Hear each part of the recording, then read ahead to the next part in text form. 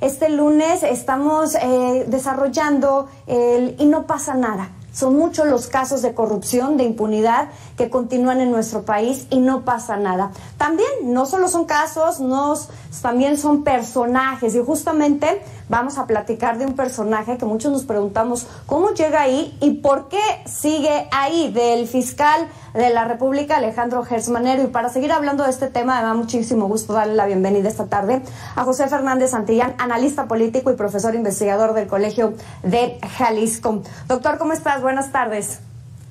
Buenas tardes, Jimena. Es un gusto compartir este espacio contigo. Muy bien. Gracias. Doctor, muchísimas gracias. Oiga, a ver, creo que la pregunta que nos hacemos una gran parte de los mexicanos, ¿cómo es que llega Alejandro Gertz Manero a la Fiscalía y por qué continúa ahí después de todos estos señalamientos que hay en su contra, estas acusaciones, incluso denuncias penales que hay en su contra? Bueno, la cuestión es que llega ahí arropado, obviamente, por el presidente Andrés Manuel López Obrador. Y la cuestión es que ya no debería estar ahí en un país democrático, en un país de leyes.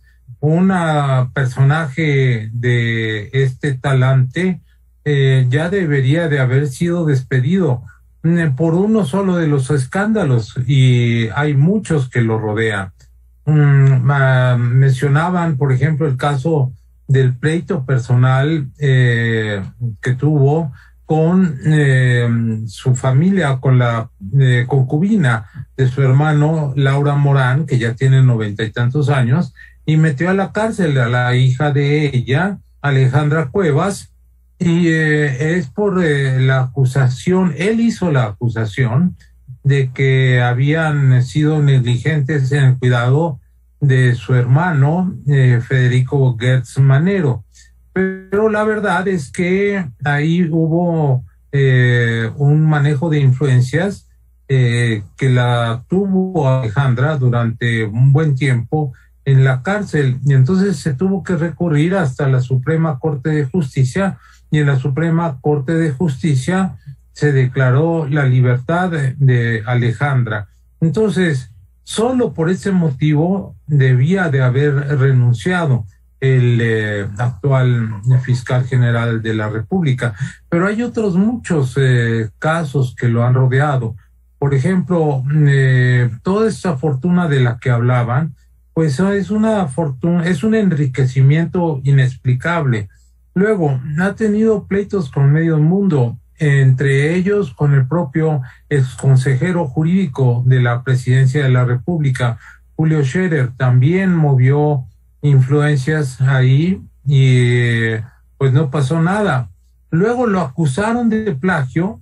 Guillermo Sheridan probó que para entrar en el Sistema Nacional de Investigadores presentó una publicación que en realidad era un plagio y no sucedió nada.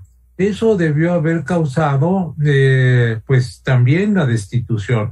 Y sin embargo, la gran pregunta es, ¿por qué sigue ahí un personaje tan de mala reputación como este señor, que además es bastante irascible, agarra pleitos personales y sobre todo que hay un abuso evidente de poder? Otro pleito, por solo citar uno más y último, pero no el final, es el de con Santiago Nieto, que fue el director que encabezó la unidad de inteligencia financiera. También agarró un pleito personal. Entonces, ahí vemos que hay una parcialidad, que hay un encubrimiento por parte de la Presidencia de la República, y que hay una protección indebida, y que quien sería el encargado de impartir y procurar la justicia en México, en realidad, pues es un hombre que hace todo menos impartir justicia, o que utiliza los mecanismos del poder para en su propio beneficio. Ni renuncia, ni lo corren, y además de que no lo corren, lo defiende el presidente. Esto no contraviene pues todo este discurso anticorrupción, todo este discurso antiimpunidad, de atacar la corrupción, pero pues estamos viendo que el fiscal tiene estos señalamientos. Así es. Es un discurso que contradice, o sea, el discurso de la honestidad, de que no haya impunidad, de que se procure justicia, de que la justicia es igual para todos, de que no haya abuso de poder, pues todo eso queda borrado por la realidad y por los mismos hechos en los que está comprobado que ha intervenido con toda parcialidad y con toda vileza y con toda violencia, incluso de tipo jurídica, de tipo institucional, el propio Alejandro Gertz Manero.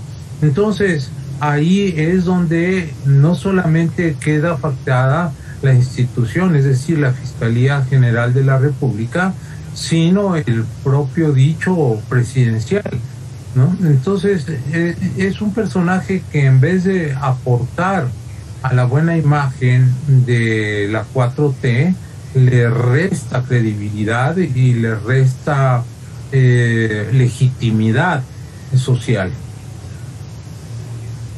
Ahora bien, doctor, ¿dónde queda entonces el ciudadano de a pie, quien está esperando la impartición de justicia en sus casos, si vemos que la fiscalía que tendría que impartirla, pues es utilizada para venganzas políticas, es utilizada con fines personales? Insisto, ¿dónde queda el ciudadano de a pie? Bueno, ahí está el asunto, que si Gertz Manero es capaz de enfrentarse a gente poderosa y doblarlos, pues ¿qué se puede esperar? ¿Qué podemos esperar los ciudadanos de a pie de una fiscalía en donde reina la corrupción, la impunidad, la arbitrariedad? Ese es el gran problema. Una democracia debe ser ante todo un gobierno de leyes, y debe ser un gobierno en donde las instituciones actúen para todos. O sea, la ley debe ser general y abstracta.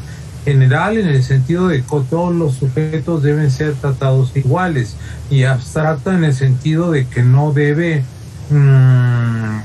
ordenar actos particulares, sino simplemente señalar actos generales.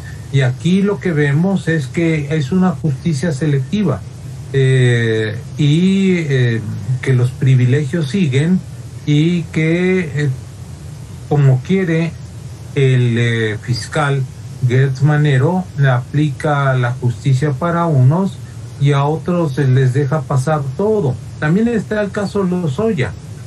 Hay grabaciones con el papá de Emilio Lozoya Austin, es decir, Emilio Lozoya Talman, que fue secretario en la época de López Portillo, en la que dice, a ver, nos vamos a poner, Gertz le dice a Lozoya, papá, ven, nos vamos a poner de acuerdo o no, porque con ese abogado que tú tienes, no me entiendo y quiero que lo saques. Entonces, acá hay, para el caso de Brecht, entonces dices, ¿cómo es posible? Y además otra cuestión, en el caso de sus cuñada y la hija de su cuñada, o sea, Alejandra Cuevas, y de Laura Morán, indebidamente tuvo acceso a la resolución que iba a dictar el ministro de la Suprema Corte de Justicia. Entonces, eso es abuso de poder y acceso a documentos a los que no tiene por qué meterse, porque esos documentos son absolutamente confidenciales. Entonces, ahí se demuestra fehacientemente de que está abusando del poder, de que es un hombre engreído, que no le importa la ley, que le debería importar, que es el primero obligado a respetar la ley y los procedimientos, y que su actuación ha sido todo lo contrario. Entonces, eso sinceramente da miedo y no confianza. Y repito, el no digo culpable, sino el responsable de que esto siga sucediendo es quien lo tiene allí, porque la fiscalía es independiente, pero la fiscalía en realidad opera para el poder, ¿no?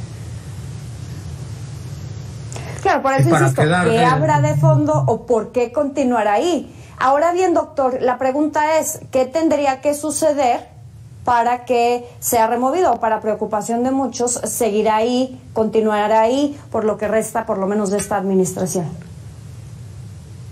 Bueno, lo que tendría que suceder, como en todas las democracias, es que los otros poderes actuaran y que la opinión pública se movilizara más y sobre todo que la sociedad civil también presionara para que este sujeto dejara de cometer la serie de fechorías que ha cometido y que seguramente seguirá cometiendo. Entonces, ¿qué nos queda? Nos queda que la democracia es un sistema de contrapesos y que si tiene el apoyo del presidente, eso no sea suficiente para que permanezca en el poder.